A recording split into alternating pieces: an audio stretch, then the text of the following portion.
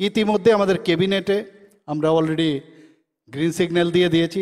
916 জন police constable, আরও 916 জন police constable নিয়োগের অনুমোদন আমরা দিয়েছি।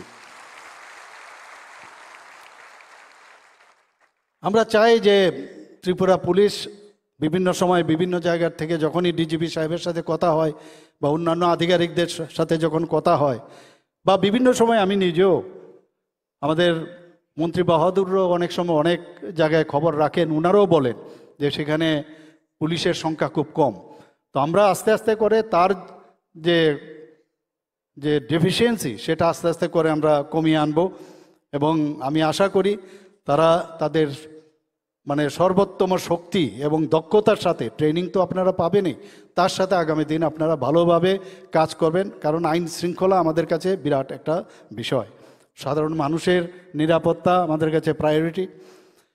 এখানে আমার পূর্ববর্তী বক্তা বলেছেন, আমাদের মাননীয় ডিজিপি সাহেব বলেছেন যে কিছুদিনের মধ্যে আমরা 218 জনকে সাব ইন্সপেক্টর আমরা সেখানে নিয়োগ করতে যাচ্ছি। এবং অনেক দিন ধরে আরেকটা, যখনই আমি দেখলাম, যখনই একটা একটা করে আমরা